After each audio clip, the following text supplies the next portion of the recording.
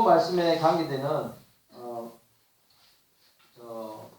예화를 찾는데, 참,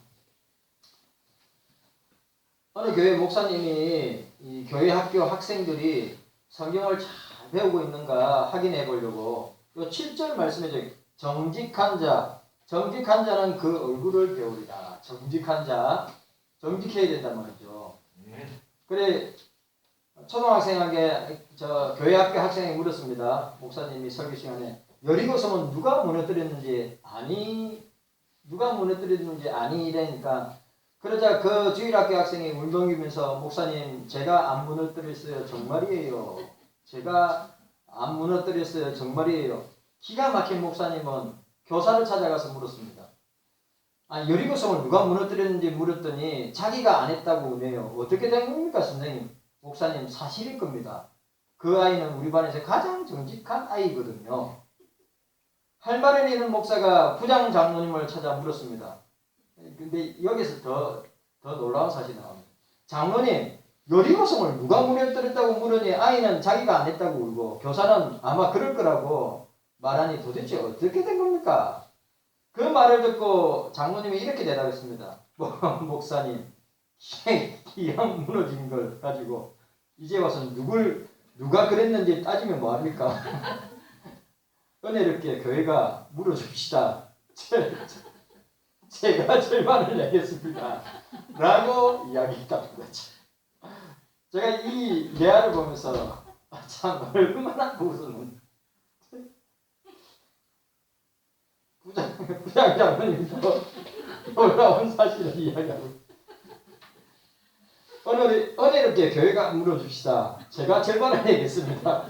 무너진 여리고성을 그래 이 예화를 보면서 초등학교 학생이 얼마나 정직하면 그 말을 이야기하는 거예요. 그래 이 시대에 진짜 과연 정직한 사람이 있을까? 이 시대에 과연 의인이 있을까? 자, 우리 이 우한 코로나 시대에 진짜 주님이 찾는 의인이 정직한 사람이 왜 이런 일이 장로님 여러분 생각해 보세요. 이런 일이 하나님의 허락하에 하나님 주권하에 섭리하에 하나님께서 행하신 것이지 그냥 사람의 조작에 의해서 되어졌다고 생각할 수 있겠어요? 하나님의 허락했기 때문에 이렇게 일어난 거라고 저는 생각합니다. 저와 여러분들이 진짜 주님 앞에서 살아야 된다고 하는 사실을 기억하셔야 합니다. 자, 오늘 본문 보시기를 바랍니다. 오늘 본문에 보니까 하나님은 의인을 정직한 자를 좋아하신다. 하나님은 의인을 정직한 자를 좋아하신다. 라고 말씀하고 있습니다. 하나님은 살아계시고 또 통치하시고 또 창조하시고 주권자로 우리 가운데 역사하시는 분이십니다. 하나님은 그의 어려운 뜻에 의하여 모든 행사를 계획하고 역사하고 섭리하시는 분입니다. 그리고 스스로 세우신 그 의의 기준으로 판단하시고 심판하시는 분이시다라고 하는 것입니다. 우리가 선과 정의를 행할 때 평안과 기쁨을 누리고 불의를 행할 때는 두려움을 느끼는 것은 하나님이 내 속에 살아계신다고 하는 적입니다. 여러분 잘 보세요. 하나님이 기뻐하시는 일을 할 때 내 속에 어떻습니까? 기쁨이 평안이 있어요. 그런데 죄를 지으면 어떻습니까? 두려움이 생겨요. 왜? 하나님 그 죄를 미워하시기 때문에. 그리고 우리 속에 평안이 있고 기쁨이 있는 사람은 하나님이 기뻐하는 일을 하기 때문에 기쁘고 즐겁지만 죄를 지은 사람은 늘 두려워하고 불안이 들어요. 왜? 하나님이 그 죄를 미워하시기 때문에 불안하고 두려워합니다. 하나님의 살아계심이 어디에 나타나느냐? 우리 양심에서 우리 마음. 이건 분명해요. 우리 여기 있는 모든 사람들이 마찬가지입니다. 하나님이 기뻐하시는 일이라면 우리 마음에 기쁨이 있죠. 그러나 하나님이 기뻐하지 않는 일을 행했다, 죄를 범하였다. 늘 두렵고 불안한 가운데 살게 됩니다. 왜? 하나님이 계시기 때문에 그래요.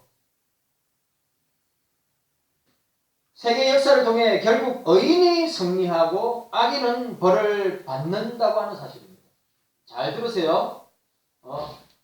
주님은 살아계시기 때문에 의인은 반드시 승리하고 악인은 반드시 벌을 받는다. 심판을 받는다.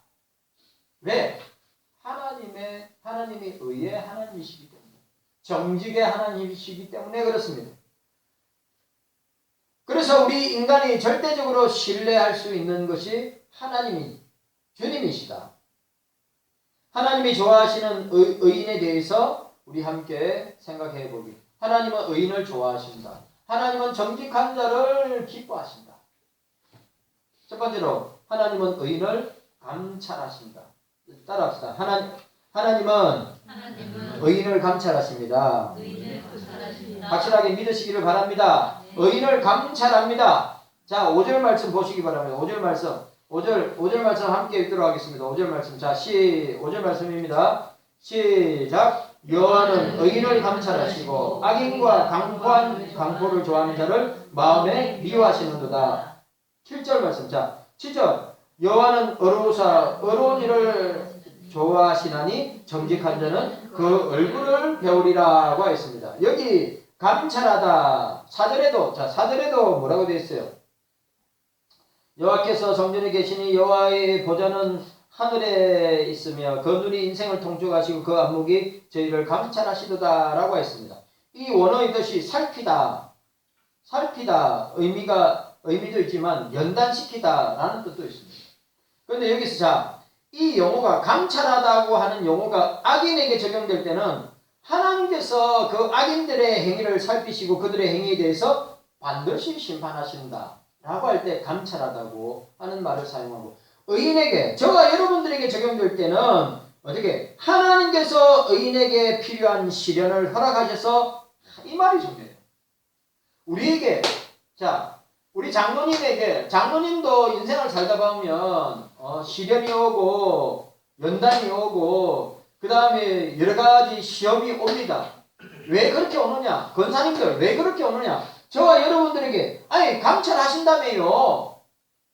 어떻게 해요? 의인에게 필요한 시련을 허락하시는 것은 믿음이 성숙하도록 만드시는 과정이라는 거죠. 믿음이 자라야지. 아니 우리가 예수 믿은 지 10년, 20년, 30년, 40년, 50년 아니 그렇게 여러분 이 포도주도 여러분 아시죠? 포도주도 숙성되면 연도가 50년, 100년 되면 가격대가 여러분 수천만 원이잖아요. 숙성되면 숙성될수록 맛이 깊어지듯이 예수 믿는 저와 여러분들이 신앙생활 얼마 안 한 사람보다 신앙생활 많이 한 사람이 신앙생활 얼마 안 한 사람보다 믿음이 약해서 되겠어요? 믿음이 작아서 되겠어요? 믿음의 깊이가 얕아서 되겠어요? 그 믿음의 향기가 아주 강해야 되고 믿음의 농도가 짙어야죠. 오늘 여기서 본문에서 말하는 의인에게 적용할 때, 악인에게 적용할 때 이 감찰하다는 말은 어떻게 해요? 그 행위를 통하여서 심판하시겠다는 뜻이고, 의인들에게는 어떻게 해요? 시련을 통해서, 시험을 통해서, 연단을 통해서 믿음이 성숙하도록 만드시는 것을 감찰하다 라고 하는 말씀입니다. 여러분, 우리의 믿음과 신앙이 향기가 세상 가운데 퍼져야 돼. 우리의 믿음의 농도가 아주 짙어야 돼. 믿음이 성숙해야죠. 사도 바울이 이야기한 것처럼 언제까지 젖 먹는 신앙에서 머물러 있어야 되겠어요. 단단한 음식을 먹어가지고 우리의 믿음과 신앙이 자라고 성숙하고 깊어지고 해야죠. 세상에 도덕적이고 윤리적인 면에 어렵다고 인정받는 사람들이 있습니다. 그러나 하나님 앞에서 의인은 한 사람도 없습니다. 맞아요, 안 맞아요? 하나님 앞에서 주님 앞에서 의인이 한 사람도 없습니다. 여러분, 윤리적으로, 세상 사람이나, 믿는 사람이나 세상 사람이나 윤리적으로 도덕적으로 깨끗하게 살았다고 해서 하나님 앞에 의인이고 죄 없는 사람이 아니에요. 지가 윤 목사 보세요. 세상 사람들이 내가 도둑질 한 적 한 번도 없습니다. 해코지를 한 적 한 번도 없습니다. 거짓말 한 적 한 번도 없습니다. 하나님 앞에 죄인이요. 자기가 도덕적으로 윤리적으로 깨끗하고 범이 없다, 점도 없다? 아니에요. 죄인입니다. 죄인. 그게 50보 100보예요. 도토리 키재기입니다. 주님 앞에서 하나님 앞에서 의인은 없습니다. 의인은 없습니다. 죄인입니다. 죄인. 사도 바울은 로마서 3장 10절 12절에 기록된 바 의인은 없나니 하나도 없으며 깨닫는 자도 없고 하나님을 찾는 자도 없고 다 치우쳐 한 가지로 무익하게 되고 선을 행하는 자 없나니 하나도 없다고 선언하고 있습니다. 맞습니다. 의인이란 사람들이 인정하거나 추천한다고 되는 것이 아닙니다. 맞지요? 예? 하나님이 의인이라고 인정하셔야만 의인이 되는 것입니다. 때문에 세상에 의인이라고 부를 만한 사람이 있다면 그는 본래 죄인이지만, 여러분, 본래 죄인이지만 사람들이 자꾸 의인이라가 치켜세우고 추앙하고 높이는데 그는 본래 죄인이지만 하나님께서 의인이라고 인정해 준 것. 자, 주님께서 우리를 의인으로 인정해 주시기 때문에 의인이 되는 거지. 본질상 실제로는 죄인들이란 말이죠. 이해가셨습니까? 그러면 하나님이 인정하는, 주님이 인정하는 의인은 어떤 자들입니까? 예수 그리스도를 구주로 믿는 저와 여러분입니다. 예수 그리스도를 구주로 믿는 사람들이 의인이란 말이죠. 예수 밖에 있는 사람들은 다 죄인들이에요. 이해가셨죠? 예수 밖에 있는 사람들은, 하나님 밖에 있는 사람들은 다 죄인이요. 그리스도 안에 있는 사람이 의인이라 인정함을 받고 의인이라 칭함을 받는 거지. 주님께서 의인이라고 하니까 의인 되는 것이지, 예수 밖에 있는, 하나님 밖에 있는 자들은 다 죄인들이라. 사람이 어렵다 하심을 얻은 것은 율법의 행위에 있지 아니하고 믿음으로, 예수를 믿는 믿음으로, 율법의 행위로 어렵다 하심을 입는 게 아니라 행위로 거룩해지는 것이 아니라 어떻게 해요? 예수를 믿는 믿음으로 우리가 어렵게 되는 거예요. 예수님 때문에 어렵게 되는 거예요. 예수님 때문에 우리가 어렵게 되는 거예요. 여기 있는 사람, 정한이부터 시작해가지고 라온이, 그 다음에 영주, 성빈이, 우리 장로님, 권사님들, 그리스도 밖에 있으면 여러분들은 다 죄인입니다. 죄인이요, 죄인. 그래, 죄인 된 사람은 심판받아가지고 어떻게 됩니까? 지옥 형벌에 던져져서 영원히 지옥에서 고통당해야 되지 않습니까? 죄인이에요. 그런데 우리가 본질상 진노의 자녀고 본질상 죄인인데 우리를 어렵다고, 우리를 당신의 자녀로 삼아주시고 어렵다고, 거룩하다고, 깨끗하다고, 주님의 자녀라고 인정하는 것이 무엇입니까? 우리의 행위로 된 것이 아니라 예수를 믿는 믿음으로 된 것이라. 예수 안에 있을 때만 의인입니다. 예수 안에 있을 때, 그리스도 안에 있을 때 우리가 의인된 자가 되는 거예요. 우리가 그리스도 밖에 있다면 우리는 여전히 불법을 행하고 죄 가운데 있다가 멸망을 당하게 될 멸망의 자식들입니다.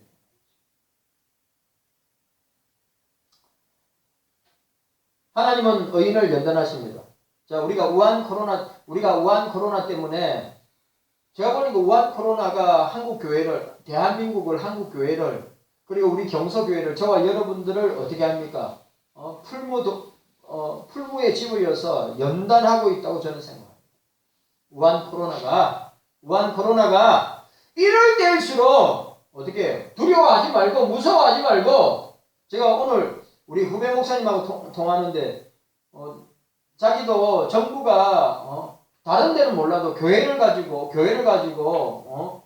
예배를 못 드리게 하고 예배를 방해한다. 이건 있을 수 없는 일이에요.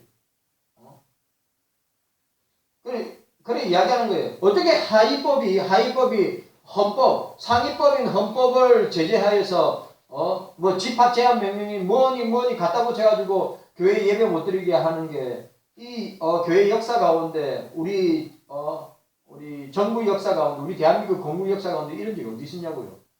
목사 내부 그래요. 후배 목사가 이건 진짜 아니라고 이야기합니다.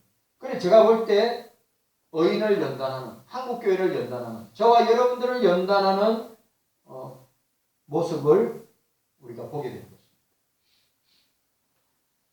우리가 예수 그리스도를 구주로 믿음으로 의인이 되었다고 해서 중요한 말 그 후에 우리가 그리스도로 말미암아 의인이 되었어요. 우리가 그리스도로 말미암아 자녀가 되었습니다. 우리가 그리스도의 의를 덧입고 제가 늘 얘기해요. 그리스도의 의를 덧입고 하나님의 은혜의 보좌 앞에 담대하게 나아갈 수 있도록 해주셨어요. 만약에 그리스도의 의를 안 입고 주님 앞에 나온 다음에 하나님 앞에 나온 다음에 우리 예배 받아주시지 않을 뿐더러 우리를 갖다가 인정하지 않으신단 말이에요.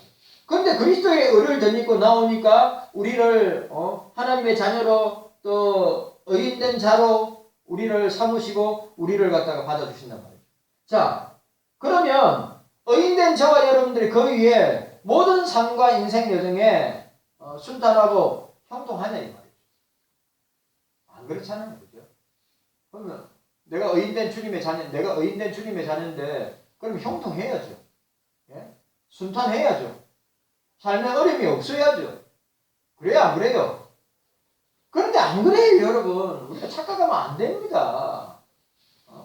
예수 믿으면 내가 이야기했죠. 예수 믿으면 만사 형통하고 예수 믿으면 뭐든지 잘 되고 예수 믿으면 잘 먹고 잘 살고 예수 믿으면 뭔가 아무런 문제 없고 예수 믿으면 장애물이 없고 문제가 없고 내 현실과 상황은 주님이 다 해결해 주실 것이라고 여러분 생각할 수 있는데 천만의 말씀.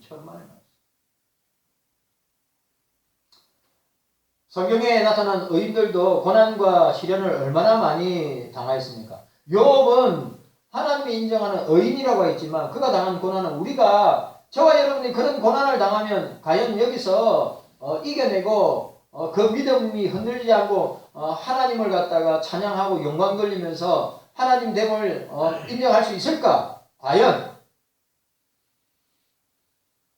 아브라함은 어떻고 요셉은 어떻고 모세는 어떻고 다윗은 어떻고 엘리야는 다니엘은 어떻습니까? 다 주의 종들이 다 고난을 겪었습니다. 그러면 왜 의인이 고난을 당하는 것일까? 왜 의인이 고난을 당하는 것인가? 그것은 이 말이 중요해요. 장로님, 왜 우리가 이런 우한 고난을 통해서 연단을 당합니까? 왜 이런 연단을 당해요? 권사님들, 왜 이런 연단을 당해가지고 이런 어려움을, 교회적인 어려움과 사회적인 국가적인 어려움과 가정적인 어려움을 당합니까? 연단을 통해서 우리의 죄성을 교정하기 위한 연단이고 시련이고 또 고난이라고 하는 사실입니다. 저를 보세요. 여러분 한 사람, 장로님부터 시작해 권사님들 한 사람 모난 부분들이 있어요. 모난 부분들. 예? 죄성으로 말미암아 우리가 더 주님께 가까이 나오고 주님과 연합하고 어떻게 하든지 주님께 붙어 있어야 되는데 우리는 자꾸 어떻게 해요? 반대로 세상으로 우리는 자꾸 주께로 나가야 되는데 주께로 나가지 않고 자꾸 세상에 눈들고 세상으로 자꾸 나가려고 하니까 그 주님이 그런 우리의 섭성을 알고 우리를 어떻게 해요? 그렇게 연단을 통해서 풀무불에 집을 넣어서 연단을 통해서 그런 죄성들을 다듬고 교정하여서 의인으로 삼으시고 어떻게 해요? 그 성화의 삶을 성화의 과정을 통해서 그렇게 교정하고 연단하여서 어떻게 해요? 우리를 의인 만들어서 우리를 완전한 의인 만들어서 영화의 세계 천국에 들어가기 위한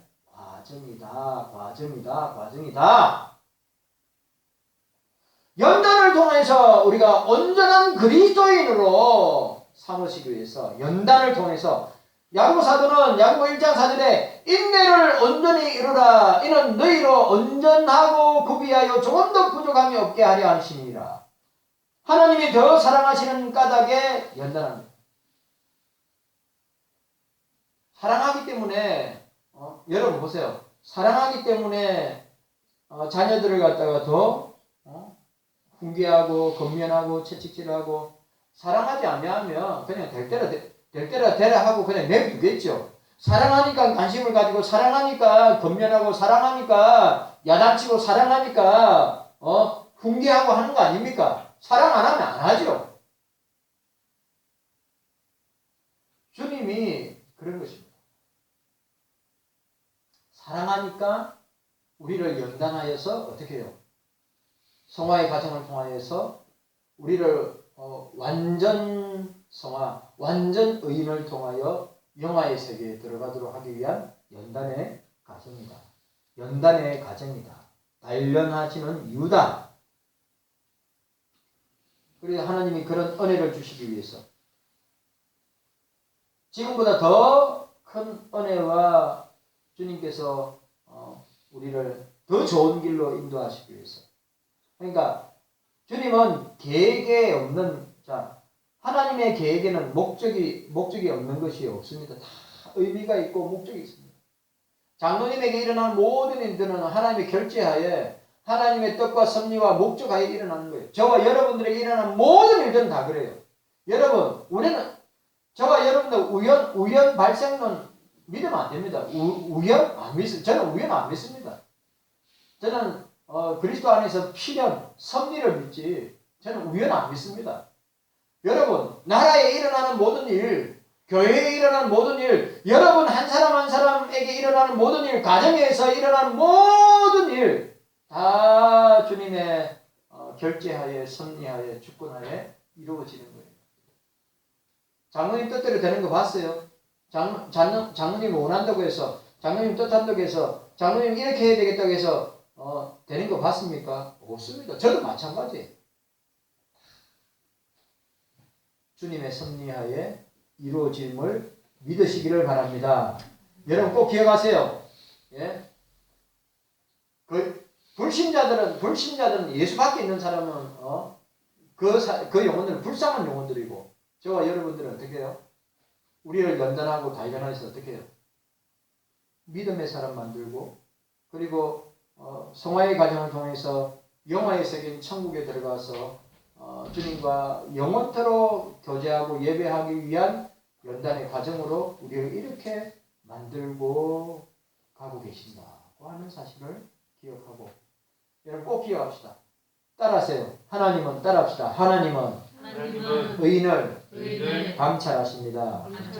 아멘. 아멘이죠. 하나님은 의인을 감찰합니다. 하나님은 여러분들 한 사람 한 사람을 감찰합니다. 절대 농 아닙니다. 여러분들은 하나님의 뜻과 계획에서 제외되거나 하나님의 뜻과 계획 속에서 내가 떠나야 된다. 하나님의 품을 벗어나야 된다. 죽었다 깨어나도 못 벗어나요. 그걸 아세요.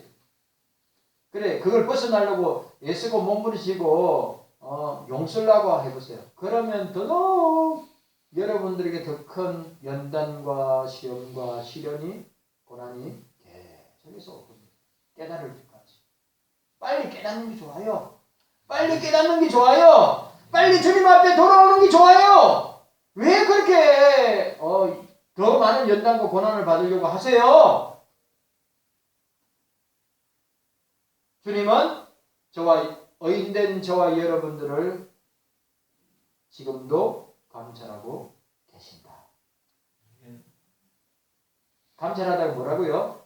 연단하여서 우리가 더 믿음이 성장하고 믿음이 장성하고 그리스도의 장성한 믿음의 분량까지 자라나서 믿음의 향기가 온 세상에 그리고 믿음의 농도가 진하게 깊어져서 그 맛이 깊은 맛이 나도록 하기 위한 연단이요 단련이요 시련이요 고난임을 기억하고 늘 주님이 우리 한 사람 한 사람을 감찰하고 계신다고 하시는 사실을 잊지 말고 나아가는 여러분들 되시기를 주의 이름으로 축원합니다.